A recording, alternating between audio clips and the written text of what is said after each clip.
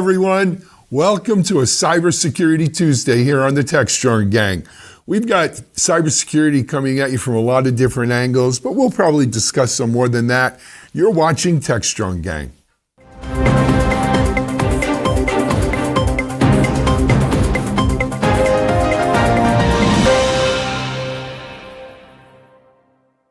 Hey everyone, back here at Techstrong Gang. We've got a great gang lineup for you today, especially since we're talking cybersecurity. We have all our cybersecurity heavyweights out here. Let me introduce them to you. First of all, coming at us from the Mile High City, our CTO and Techstrong Research Analyst Principal, Mitch Ashley. Hey Mitch, welcome. Hey, good day. Happy Tuesday, man. Happy Tuesday.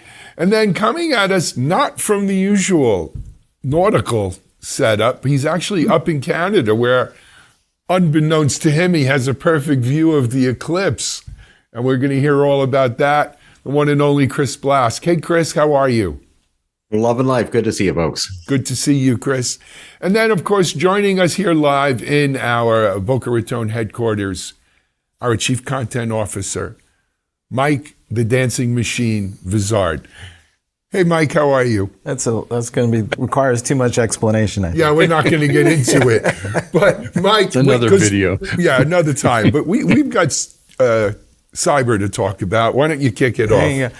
Well, there's been some interesting developments involving an open source package that the Linux distribution was heavily dependent upon, and it turns out that one of the so-called legitimate contributors was putting some malicious code in there on purpose, and it created a dependency and a backdoor that people could exploit.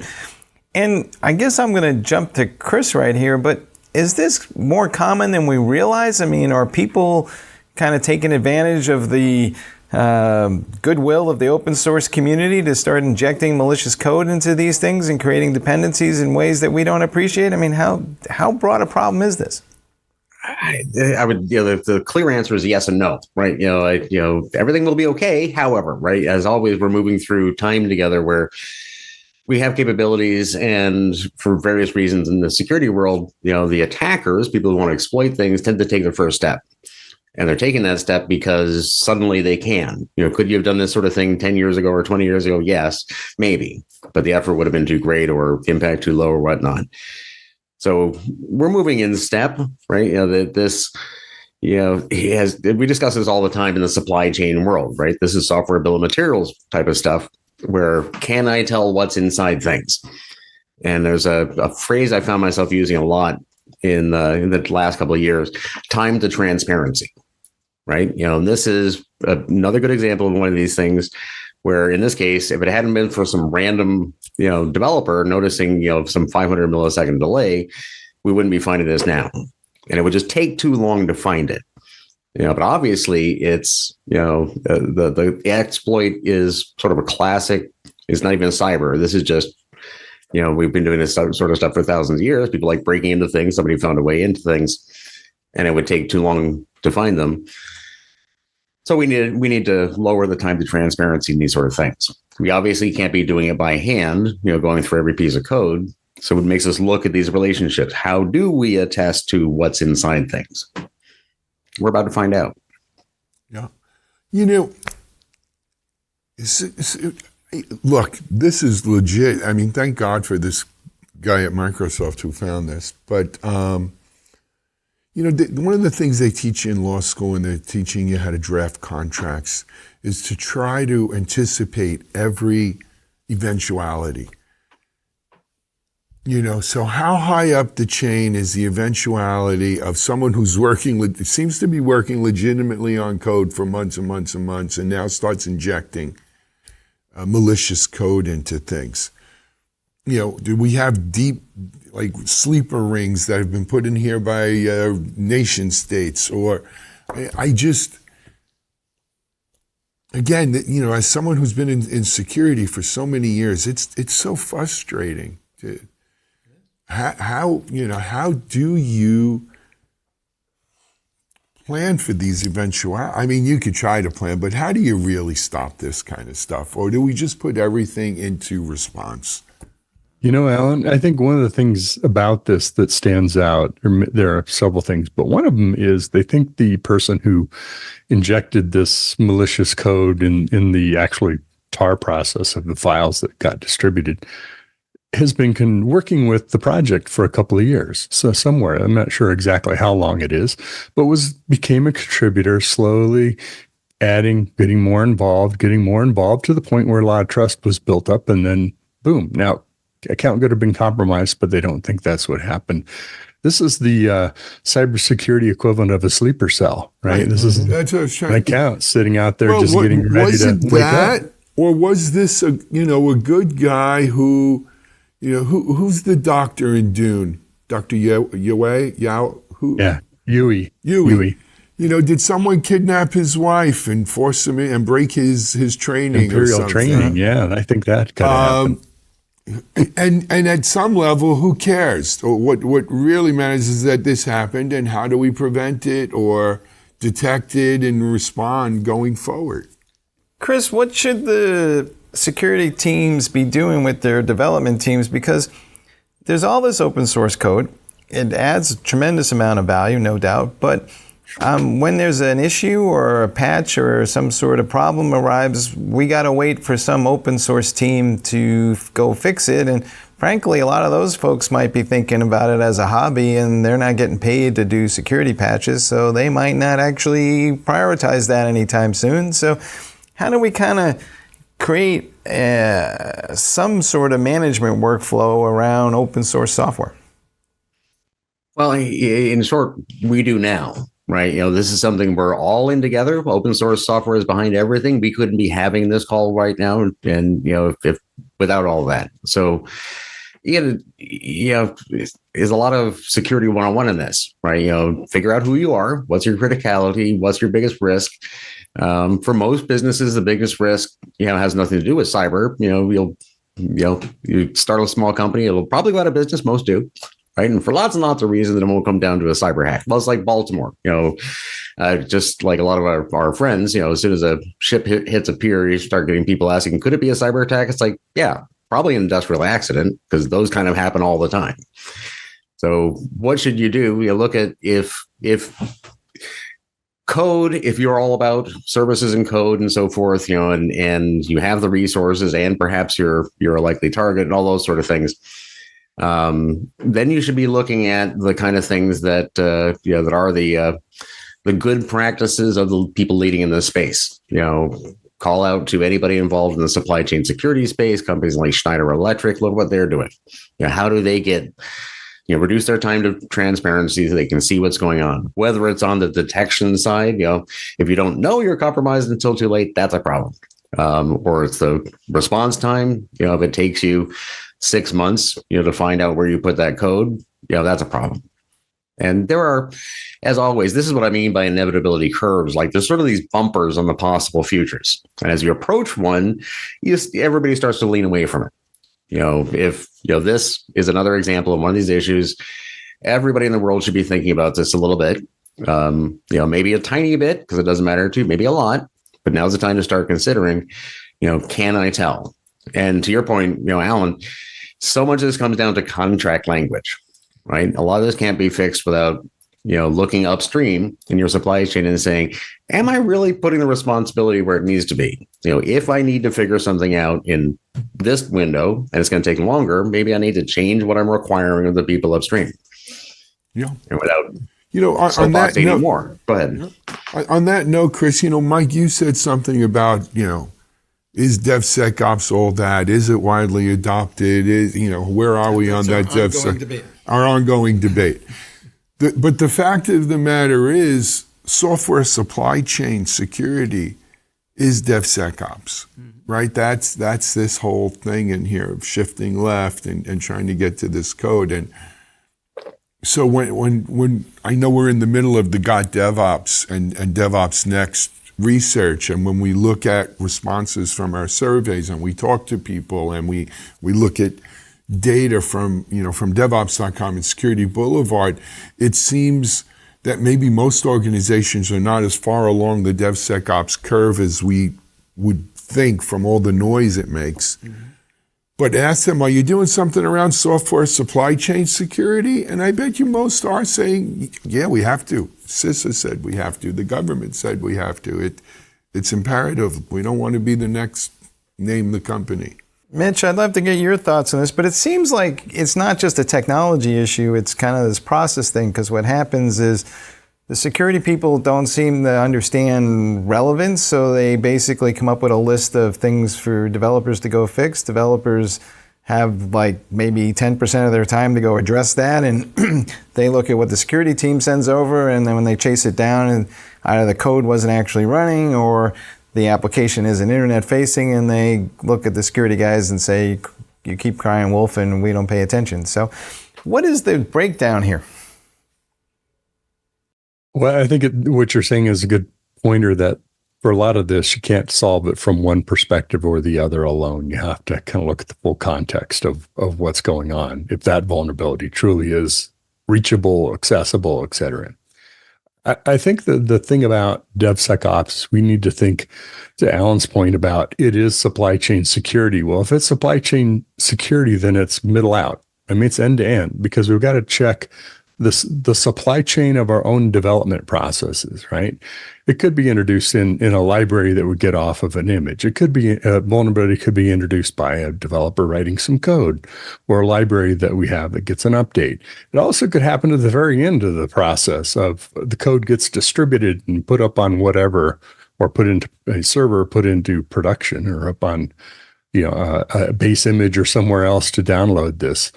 I think the other thing is that all software is vulnerable. I mean, you think about the open source software, the amount of things that we use. I mean, this is one tiny example. Yes, it's widely distributed and it's relied upon, but there's a lot of other software in the Linux kernel that it's the same way.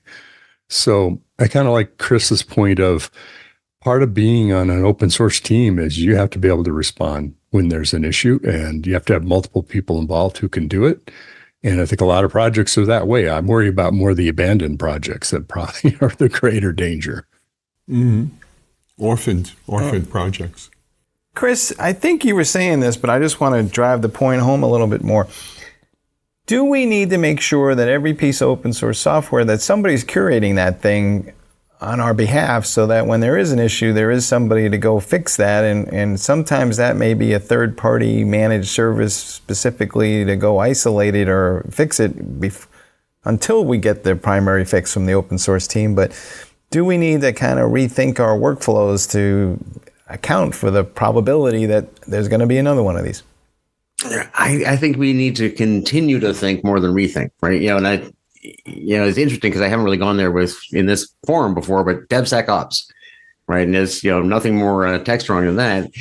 And one of the things I find fascinating in the last couple of years working with Cybeats, transparency company pays me to do stuff, so I may be biased, but it's SBOM management, right?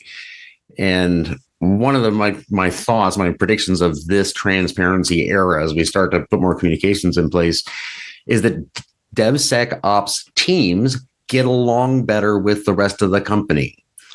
And we found that actually happening in real companies where it's like, can you see where your SBOMs are? Can you match them to your VEX vulnerabilities things? What else is good? All right, we're not fighting with DevSecOps so much because now we can understand, that's why they want something. As opposed to, as security people, we have a negative tendency to say, if you don't do these things, you're a bad person, or you're a bad management team, you're a bad company. Instead of saying, understanding, being clear with each other is like, I understand that I'm security, but if there's not enough money to pay the salaries, then we're not even a company. So how do we talk to each other in the time available, again, that time to transparency thing? And this sort of stuff that's going on in supply chain right now is helping vendors and customers have better communication, specifically helping DevSecOps and development and other parts of the company talk to each other. And that's more useful than all the technology because now you can communicate about why you're doing things. So that goes to the heart of DevOps, right? One of the things, DevOps isn't about tools in spite of what people out there may think. It is about culture. It is about communication. It is about breaking down silos between disparate teams like security and development and ops and testing and what have you. So I'm glad to hear you say that, Chris, because, I think the DevOps gods are smiling down upon you for recognizing that is exactly what we're supposed to be achieving with DevOps, right? We may not have the best tools. We may not automate everything. We may, we could always have better quality. But when we can deepen those lines of communications, good things will happen.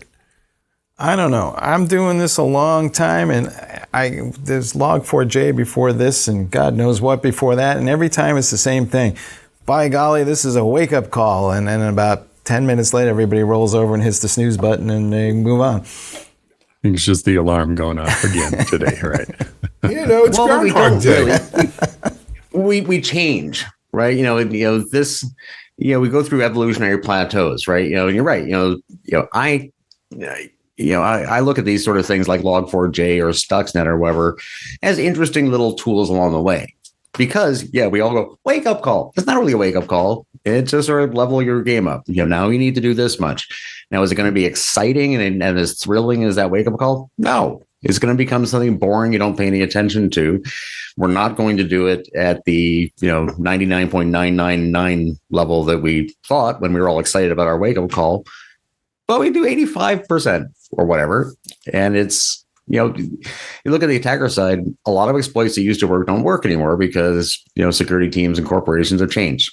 So we're evolving together. It's always a new challenge. And we're not, as a Marcus Raynham, the closest you get to the father firewall, he and I had this long debate for a couple of decades, right?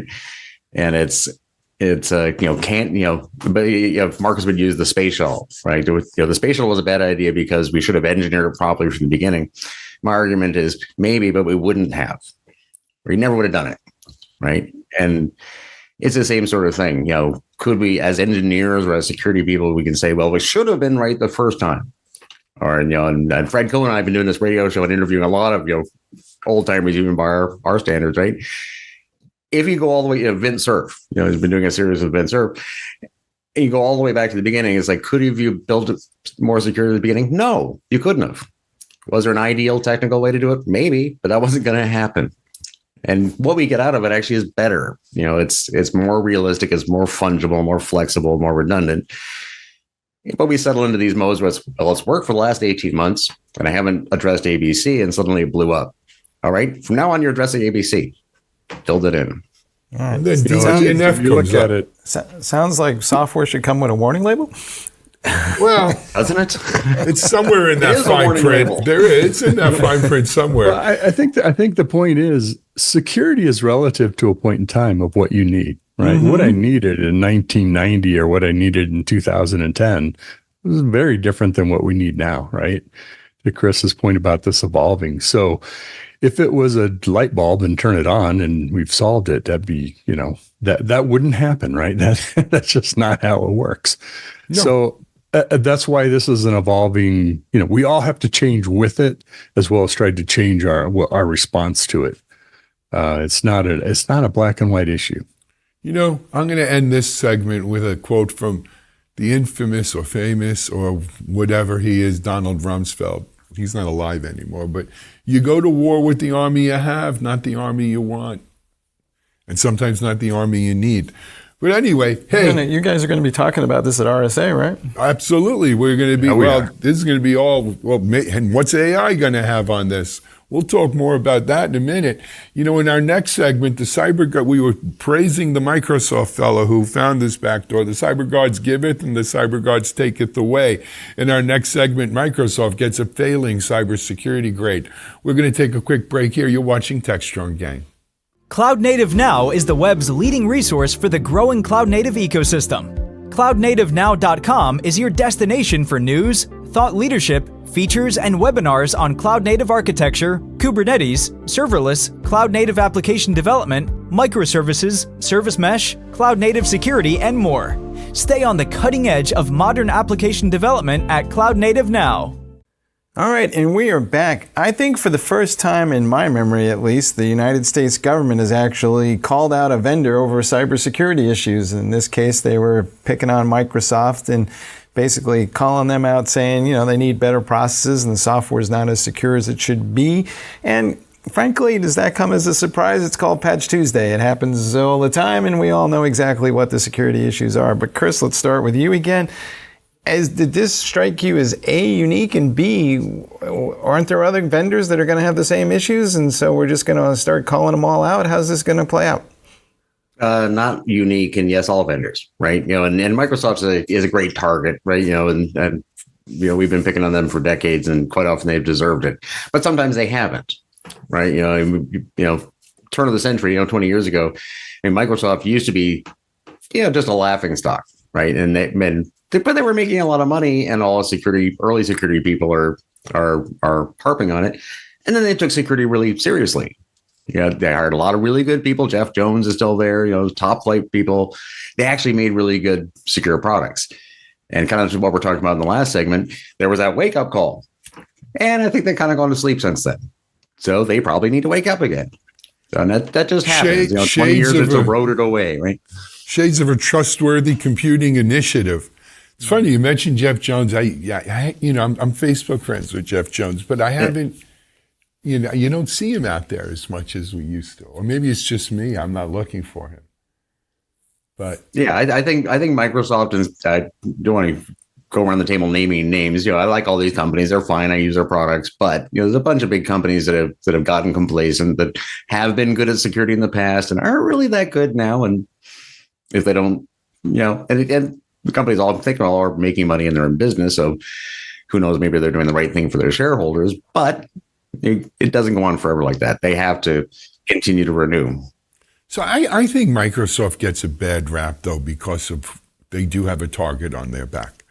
I don't know if their cybersecurity grade is any worse than those guys down in the spaceship in the valley, or the Alphabet and all of these other companies.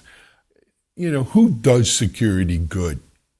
And even if you do good, is it good enough? Right? So I get the government, and of course we in the security industry, as Chris mentioned, it's a cottage industry to crap on Microsoft for their security, and it has been as long as I'm in this industry. But that being said, they're not, as Chris said, they're not always, I think they take a lot of crap unnecessarily, and they kind of lead with their chin. I'm not sure. Well, let me ask you this. We live in a society where there's a lot of litigation. Is there going to be some sort of class action lawsuit aimed at these companies over these security issues, or is that all hidden in the user agreement that nobody read? Look, there's no lack of attorneys who would jump at the chance of a class action lawsuit against any of the tech giants. And let's make clear, whether it's the U.S. government or the EU, Microsoft, Google, Apple, Meta, these companies are all in the crosshairs right now, right? They can't take a glass of water without someone screaming something about antitrust or insecurity or unfair or what have you, and AI to boot. But I do think that, to have a successful class action suit, given the state of EULAs that come with this software, you would have to show gross negligence, which is a very high bar compared to normal negligence. I don't know if it rises to gross negligence. They're not that complacent. I play the Mike Vizard philosophy here. I'm kind of cynical about this.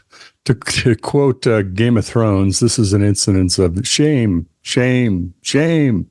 The government trying to shame Microsoft for this, right? And okay, well, let's shame AT&T. Let's shame everybody else that got hacked last week.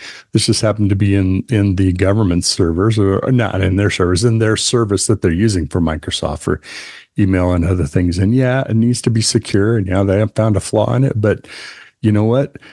As users of these technologies, we know, as security professionals know, all of it's going to get hacked in some way, some form, some shape, someday, multiple times. And so, sounds like the government's sitting on its ears or sitting on its hands. And, bad thing happened at Microsoft. Let's, get out the red flag and shame them. I think it's while maybe it helps them take it more seriously, I doubt it. I think they already take it more serious enough. Chris, what's your thought about it? Is the government in a position to actually evaluate these things? Because sometimes I wonder, where is the level of expertise who's measuring the standard for security for any software vendor? It is interesting you ask, right? Because I do a lot of public-private stuff, right? In the supply chain space, and I saw on our list of topics for today, public-private sort of things. We need to understand, like anything else, the governments like the U.S. government, has certain strengths and weaknesses. And let's, to contrapose that, imagine this. So the North Korean government has other strengths and weaknesses, right? And one of the weaknesses of a government like this is that need for transparency. It gets very expensive and it gets clunky and hard to do things. If I can't say, give me your tax money and I'll give it to my best friend, as a contract. So it gets hard to do things, but we have, an enormous federal government with enormous resources that's got amazing people and amazing organizations, can go on all day long. But they're not nimble, they're not fast in general, and they have other downsides. I think to Mitch's point, I'm thinking the same sort of thing. If I try to put a positive spin on this, if it's nothing but, the U.S. federal government, just poking a major company just to get their attention, might work, might not. I don't know. But I think that net is probably right enough. It could have been some industry review group coming up with the same sort of conclusions. And to be clear, I don't know exactly where Microsoft is in the security world right now. I'm just thinking about it with y'all, but I get the feeling they've slackened a little bit and they could use a little poke. But the government people are good. They're not making this stuff up, right? Whether it's the context or I think the private sector is better at putting it in context because we can act differently. We're less bounded. Yeah. I mean, look, you know what they say in football? There's holding on any given play. It's just a question of whether the referee wants to call it or not. That was the basketball championship game there. Yeah, that too. So it was a pick, by the way. It was a good call. Okay. Mitchell's weighed in. It was a pick, but if you call that every play, we wouldn't have a game.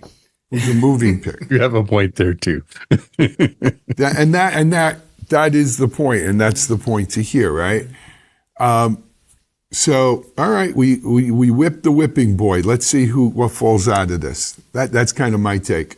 Let's take a break here on Techstrong Gang. We're going to come back and we're going to talk more about this public-private partnership and relationship that Chris referenced earlier. You're watching Techstrong Gang.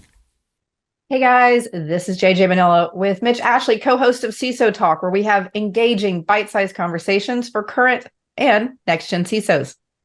We have some of the best conversations on CISO Talk with some of the greatest talent in security. People like Andy Ellis, who talked to us about optimizing security strategies and how to navigate the boardroom. Lisa Bradley came on and talked about vulnerability management, bug bounty programs, and why SBOMs aren't the solution to all your software security problems. Steve Reynolds was also another great guest, and he talked to us about what not to do when a security incident happens. The what not to do's are great, but we also had Eve Mailer and Steve Bitten on talking about security and third-party software, SaaS applications, and weaponizing AI. So go ahead and join us for the latest episode of CISO Talk. You can find us by going to techstrong.tv/CISO Talk.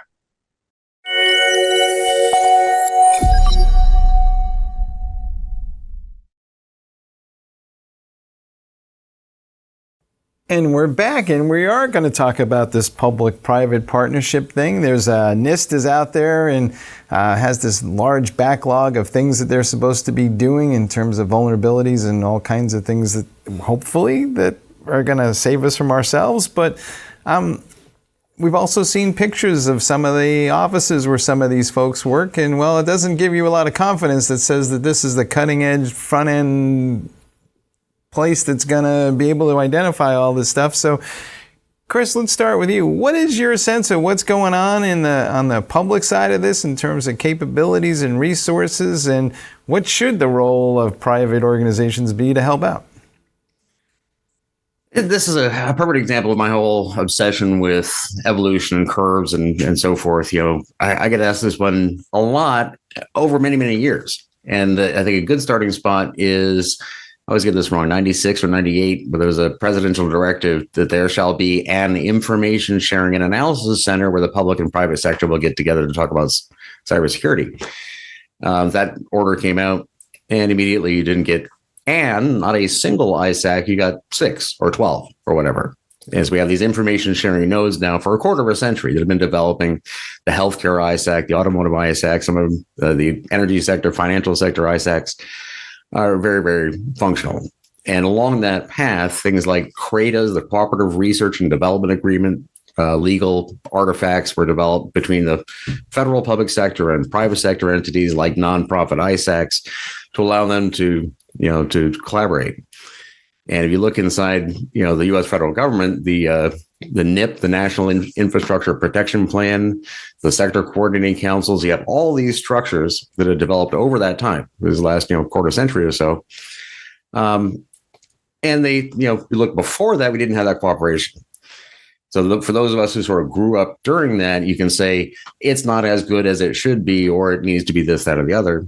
And as long as it keeps moving in that direction, in the more recent term, the public-private working groups around supply chain security that started in the Department of Commerce, that have been under CISA, under the Department of Homeland Security, Cybersecurity Infrastructure Security Agency, and our acronyms out there, have just gone through 2 years of creating working group teams, creating sub-teams under those, producing documents that are private sector driven. But we have a public sector forum platform to publish those on and to have those conversations under.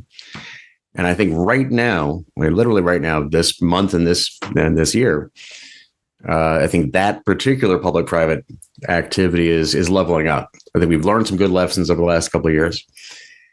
And I think, as one of the active participants in that, it's up to the private sector. We have to actually believe it, take ownership, lead it, use it. I like having a federal government platform. If I can be part of a group that can agree on something, we can publish that. We can propagate that lots of ways. But if it ends with .gov, that's handy. But, to our last segment, the government doesn't necessarily have the answers. We're literally out here making this stuff up for profit every day as fast as we can. Government will catch up. So private sector has to lead, but we need to understand the capabilities of and the benefits of a public sector partner and actually work with them. Look, quite frankly, I don't think organizations like NIST and MITRE, which is sort of a quasi-governmental thing versus NIST, get enough credit, right? These guys have relatively modest budgets, and the amount of stuff that gets put on their plate is pretty substantial.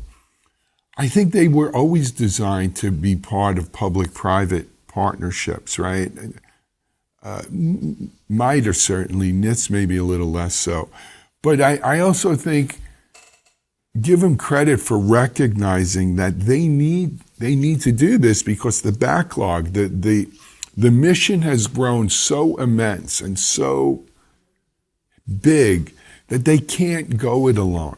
They just can't go it alone. We like, as Chris said, we like having the federal government get behind something, even if it means giving Microsoft a failing grade or something. But the mission here is too critical, too big, too complicated. We need these kinds of partnerships. I feel like we're not doing nearly enough. The truth of the matter is we're at war. The bad guys are out there banging on our infrastructure, and their nation states and their criminal syndicates. And if this was any other space, we would be mobilizing all kinds of resources on a par with something like what we might have done for World War II or something, where we would converge, the General Motors of the world to help build armaments and all this other stuff. We need that kind of level of initiative across a public-private partnership. There's just not enough urgency here. It's like too much of a feels too bureaucratic. It doesn't feel like we're going to go out and actually solve this issue. It's more we're going to go out and talk about it. But Mitch, what do you think? Well, I mean, I think there's two ways to look at this. One is what is part of a national defense military strategy and what is part of a public sector strategy, right? If you put your we are at war hat, you're going to look at it from a national security perspective and what we have to do. We have our offensive as well as our defensive. I think what this is about is saying, look, we have to level up our game, kind of to Chris's point of we already crowdsource a lot of the work that identifies these vulnerabilities, right? Is the government in the unique position of being able to classify those? Not really. There are other people who can do that too and work with them cooperatively and help get more done. Maybe maybe it's worth looking at, are we looking at everything and we should be looking at a subset? I'm sure they've already filtered out a lot of this stuff today. So what the government's in a good position to do is bring people together and host resources and process and communicate, right? And they've done a fantastic job with MITRE and NIST and groups like that. So I applaud them for saying, hey, let's think about how we do this differently because, we've been kind of sitting on our laurels, assuming we're going to get this funding every year. And I guess that's not true. Let's think about how we do this and given the current funding situation. Go ahead. No, Chris, you go. I think space is a good example, right? Because in the 60s and 70s when we were all kids, the government spent a huge amount of money, to do space stuff. I'm a big space geek, and being in the Space Coast and watching SpaceX Falcon 9s land on ships in the ocean, holy cow! It's easy to see the difference. In the 60s and 70s, there is no commercial way to build spaceships. It's not happening. It's a government sector sort of thing. And similarly in cybersecurity through the 90s and so forth, there wasn't, cybersecurity wasn't this huge. There were no big companies behind it. So the government, has had an outsized role, but it's getting smaller, as we're all discussing here. These days, NASA's wonderful and everything else, and we still need, that sort of, national interest in space.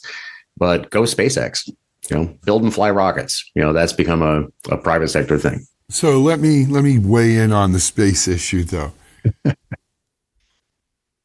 Why aren't we on the moon? Why aren't we on Mars? Have we bifurcated our attention and handing off probably the most important scientific missions of our civilization to a bunch of capitalists who are trying to figure out how to do this for profit? And there are some things that don't belong on profit. There are some things you do for pure science and you see what comes out of it. And there are some things you do for national strategic reasons. And I'm not a big fan of private space. I think private space has a role when we commercialize space, but we're not up to commercializing space. We're still in the discovery phase, and it's almost pure science. And I'm sorry, Chris, you took me on a left turn here. I'm going to speak up. Well, Chris, Chris, let's pull it back for a second here, though. I'm going back to our first block on DevSecOps. Are we spending too much time and effort on mitigation and, quote unquote, research on what you might call the cybersecurity equivalent of forever drugs? So we're going to treat the issue, but we're not going to fix the issue. So do we need to reallocate our resources to go fix the problems versus spending billions of dollars on mitigations? Well, it depends, right? I'll see if I can mix maritime and space and cybersecurity all together, right? Ships are imperfect things, right? And they leak all the time, and they do, but how much time do you spend patching holes or dealing with it, and how much time, when is it time to redesign the whole bloody thing and build a whole new boat? But I think my short answer to your question is no. I think we're actually doing all right.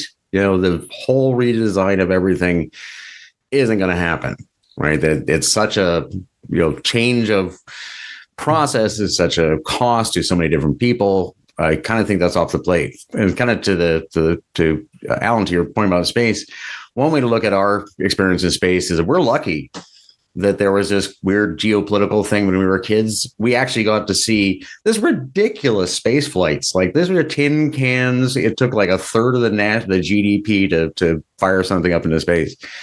And now we're at the point where companies, supply satellites because they're making money selling, internet services to crazy people on boats.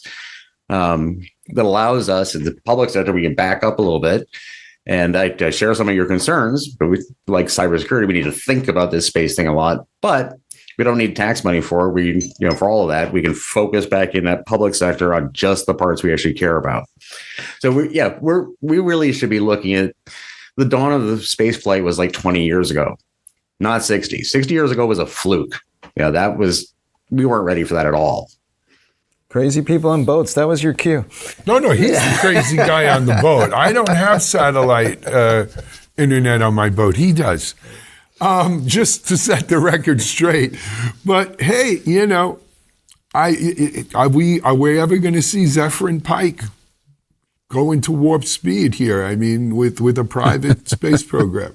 Anyway, hey, who knew we were going to end on this in today's Techstrong Gang? You never know where it's going to go. But we're about out of time. Yeah. Chris, you'll have to come back next time, give us a report on the eclipse. Mitchell, we'll see you on the next gang. Mike, you're off to Google next. I am. I'll be dialing in from Las Vegas, so we'll see. Absolutely. I'll be here manning the headquartered desk. Until then, though, this is Alan Schimmel for all of us here at Techstrong. You've just watched Techstrong Gang.